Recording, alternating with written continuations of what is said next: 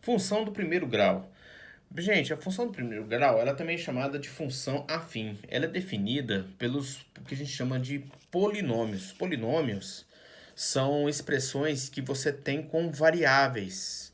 Então, cada variável que tem um elemento é chamado de monômio. Então, se você tem vários, é chamado de polinômio, certo? Por isso essa determinação de polinomial, porque ele pode ter várias expressões, pode ser 2, 3, 4, 5, tá? Então por isso que é chamado de função polinomial do primeiro grau ou função afim. Afim porque tem uma afinidade entre duas variáveis, certo? Então para você definir a função, é dada da seguinte maneira: uma variável está em função do x, certo? Essa variável x, ela tem um elemento aqui que a gente chama, que essa coeficiente aqui é chamado coeficiente angular, tá? Angular. Ele tem esse nome porque ele que vai determinar se a sua função ela é crescente ou decrescente. Se ela for positiva, crescente. Se for negativa, decrescente, certo? Não pode esquecer isso, tá? E ela é o termo dependente de x. Então, ela é uma variável que vai se modificar, certo? É quando aquele exercício fala assim, ó, você vai pagar R$ 8 por hora para essa pessoa, então significa que esse 8 é o A, porque ele é uma variável dependente de x. E ao mesmo tempo, no sentido de geometria analítica, vamos entrar no sentido da geometria analítica também, ele também vai te definir qual que é o ângulo que vai ser determinada pela função, que como é a função do primeiro grau, ela vai determinar sempre o que, gente? Uma reta. Porque você tem essa variável dependente e a variável independente, que tem o nome também de coeficiente linear, tá? O certo é falar coeficiente o quê? Linear. Ele é independente, ou seja, ele não depende do valor do x, certo? Então é tipo assim, eu vou te pagar 80, R$ 8 a hora, só que eu vou te dar um adicional de 50 fixo por dia, certo? Então você vai ganhar R$ 50, isso aí é fixo seu, só que eu vou te dar R$ 8 por cada hora que você ficar trabalhando. Entendeu? O que significa cada variável? Por isso que uma é dependente, que é o A, e outra é independente, que é o B. Linear, por quê? Ele vai fazer uma determinação da sua reta. Lembra que eu te falei que isso aqui representa uma reta? Isso mesmo, tá, gente? Isso aqui é a linguagem algébrica para você falar para mim uma reta. Na geometria plana, você representaria assim, não era? Então, na geometria analítica, você representa assim, tá? Pode representar o fx ou y, tá? Assim também não está errado. Está certo também. E, logicamente, você vai poder trocar essas variáveis por outras letras, dependendo do cotidiano, porque você vai utilizar muito esse aqui na física, na química, certo? Porque matemática, digamos assim, é uma linguagem da natureza. O que é física? Física né, vem da palavra physics no grego, que significa natureza. Então, ele normalmente é usado para tudo que você observa na natureza, certo? Quando você estuda o movimento uniforme, lembra que o gráfico ele é sempre uma reta? Então, ele não é definido por uma equação que é chamada espaço final, né? Espaço inicial mais VT. Olha lá, ó. Esse aqui, ó. Não é igual esse aqui? É igual assim, tá vendo?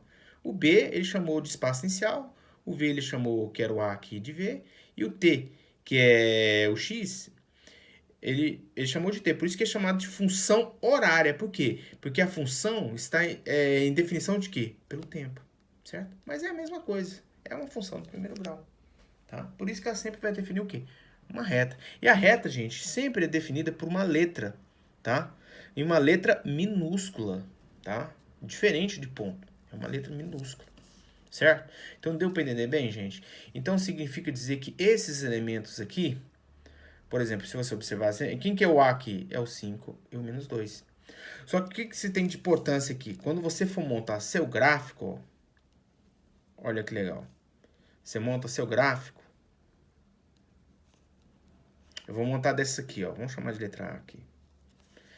Aqui, ó. Eu sei que esse gráfico aqui é o quê? É crescente.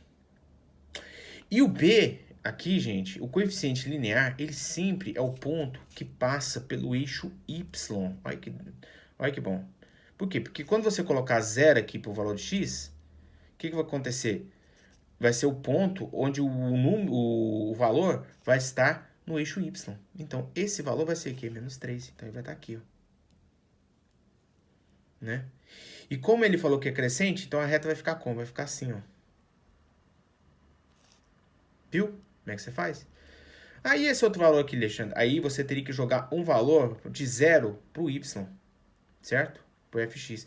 Aí você acharia o valor do x, que seria um valor menor que 1, certo? Porque ficaria, passava o 3 para lá, ficava positivo, dividido por 5, dá 3 terços, dá 3 quintos, desculpa, que dá um valor menor que 1, né? Então aqui você colocaria que 3 quintos, certo? Então, gente, presta atenção que é muito fácil resolver exercício de função do primeiro grau, porque você sabe quanto que é o valor aqui no eixo y, é o valor do b. O mesmo acontece nesse segundo aqui, ó. Agora já, e lembrando, ó, por que eu coloquei desse jeito subindo? Porque ela é crescente, porque o valor de A é positivo. Aqui o valor de A é negativo, então eu sei que vai ser o quê? Decrescente. Então vamos colocar aqui letra B. Então aqui na letra B, o que vai acontecer, ó? Ele é uma função decrescente e passa por onde, ó? E passa no y, no menos 2. Então vamos lá. Aqui, ó. Y e x, certo? O que vai acontecer aqui, ó? Quando o y aqui for 0, eu vou passar para lá, certo? E vai ficar 7. Só que como aqui é menos 2, ele vai ficar um valor negativo, menos 3 meios. Então o x ele vai ficar sendo o quê? Um valor também negativo, certo? Então ele vai passar primeiro aqui no menos 7, certo? E vai passar por um valor negativo no x também. Então a reta vai ficar assim, ó. Opa, deu uma subidinha aqui, tá, pessoal? Mas é menos 7. Tá? Então a reta vai ficar desse jeito aqui, ó. Por quê? Porque quando eu passar o zerar aqui, o 7 vai passar para lá, não vai? Só que quando eu passar dividindo, eu não vou passar junto com o sinal, e o x então vai ficar com valor negativo. Tá? Calma que a gente vai fazer exercício disso aqui, tá, gente? Tem a questão 2, que só para explicar. Então você já viu como é que vai ficar o gráfico, ó. Ele vai ficar o quê? Decrescente. Só de ver o valor aqui, você sabe que o gráfico é uma descida e o outro é uma subida. Então você já elimina muitas questões de testes dessa maneira, sem só bater o olho no sinal do A. Você já sabe como é que vai ser seu gráfico. Ou se ele simplesmente perguntar se é crescente ou decrescente. Já, pessoal, aqui na função linear, o que vai acontecer? Na função linear, o B ele não tem um valor, ele vai ser um valor igual a 0. Não tem valor? Tem? Eu tenho um valor igual a 0. Você só vai ter o valor de A. Uma curiosidade sobre o gráfico dessa situação aqui, significa que se o B é 0, ele sempre, gente, vai estar passando na origem. Agora, para você saber se ele é crescente ou decrescente, se ele está subindo ou descendo, é só você olhar o sinal do A. Nesse caso aqui, ó, vamos chamar aqui de letra A, ele vai ser o quê? Crescente. Olha lá, porque é positivo. Então ele vai ficar assim, ó.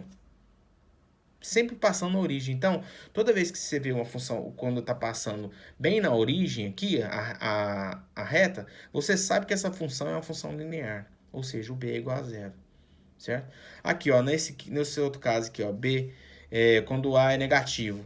Aí, o que acontece com a sua reta? Sua reta vai ficar assim, ó. Desculpa, ficou meio bagunçado aqui. Vai ficar assim, ó. E vai o quê? Descer. E vai ficar decrescente, certo? Por quê? Porque o sinal aqui, ó, do A é negativo, certo? Mas todos aqui, pessoal, sempre vai passar onde?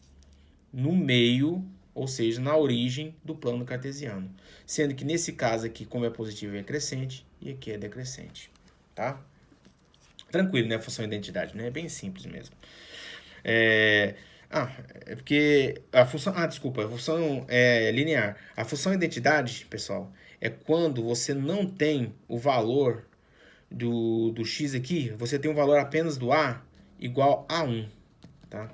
Isso é a função identidade. A função linear é aquela realmente que passa na origem, tá? A função identidade é quando o A é igual a 1. Sempre tem um valor igual a 1. Ou seja, então a sua função é a clássica, né? Fx é igual a x, certo? Então, nesse caso aqui, ó, O que acontece com a identidade? Ele sempre, ó, vou fazer pequenininho o gráfico aqui, mas dá para entender direitinho. Ele sempre vai fazer assim, ó, tá? Ou seja, é a função identidade. Por quê? Porque o A vale igual a 1. Um detalhe importante, gente, sobre a função constante agora. Essa função constante, gente, ela não é uma função afim. Não é uma função afim. Lembre-se sempre, não é uma função do primeiro grau. Por quê? Porque a função do primeiro grau, o A tem que ser diferente de zero. E esse caso não é isso que acontece. O A é igual a zero. Então a função constante eu coloco aqui por uma explicação de rodapé, mas ela é importante também, mas ela não é uma função do primeiro grau, tá? Porque agora aqui o que acontece? Você só tem o valor do y. Por quê? Porque o A deu zero. Então como é que vai ficar o gráfico? O gráfico dele é bem simples, tá? Dá pra fazer ele pequenininho aqui. Não, vamos aproveitar aqui. Ó. Como é que ele vai ficar? Ele vai ficar... Você tem o eixo y e x. Tá vendo esse valor do y aqui? Aí você coloca aqui, ó. É 3, não é? Tá mais ou menos aqui. Então a sua reta tá aqui, ó. Olha lá. Certo? Então significa dizer que ela é sempre paralela ao eixo x. Pelo ponto aonde? 3. Se fosse negativo, então menos 3, né? Ficaria embaixo. Entendeu? Quando é uma função constante, certo? Então significa dizer que você não tem o valor, o A aqui vai ser sempre igual a zero, tá? É igual quando você pega a função horária, quando você trabalha com a aceleração no movimento desculpa dizer, quando você trabalha com velocidade constante no movimento uniforme. Como não tem aceleração, é igual a zero, ele é um gráfico assim, é sempre constante a velocidade, é sempre o mesmo valor. Por quê? Porque a aceleração é igual a zero, ó. Vamos pegar aqui a função horária da velocidade para vocês verem, ó. Tá vendo? Ó? Você tem a função horária da velocidade, não é? Só que como você não tem aceleração, olha lá, ó. Significa dizer que ele sempre vai ser o mesmo valor, ou seja, por exemplo, 100 km por hora. Então, ele vai ser sempre marcando esse valor. Então, é chamado de uma função constante, tá, pessoal? Não se esqueça. E função constante não é função do primeiro grau, tá? É uma função à parte. Por quê? Porque o A vale igual a zero. Para ser função do primeiro grau, precisa necessariamente que o A seja diferente de zero. E lembrar que função do primeiro grau e função afim, estou falando da mesma coisa, ou seja, são variáveis junto com x, ou seja, a variável A, que é o coeficiente angular, por que tem esse nome angular? Porque ela vai determinar a angulação da sua reta. E o B vai ser a translação, a translação da sua reta, porque ela vai ficar mudando para lá, para cá, ela não vai ficar andando. Quem determina isso é o linear. Por quê? Então, por isso que ele é chamado linear, porque ele determina o quê? A linha. Por isso linear. E ao mesmo tempo, ele também vai ser o valor independente e o A o valor dependente. Tá? Porque às vezes ele pode perguntar o exercício, perguntando quando um valor é fixo e outro quando vai variando de acordo com a expressão matemática. Mas a gente vai ver esse exemplo também, tá, pessoal? Então, guardar essas funções que caem bastante. Lembrar que a função afim, função linear, não se esquecer, porque que o B é igual a zero, certo? Então, sempre passa pela origem, tá? Guardar que a função identidade significa que o A é igual a 1, continua sendo uma função do primeiro grau. Todas essas aqui são função do primeiro grau, tá, pessoal? Sendo que a função linear, ele pode ter qualquer tipo de valor, tá? Então, significa dizer que a função de identidade está dentro da função linear? Está, por isso que eu coloquei aqui. Ele está dentro da função linear. Só que a função de identidade ela é mais específica ainda, porque ela determina que o A seja igual a 1, tá? Mas o gráfico é a mesma coisa, certo?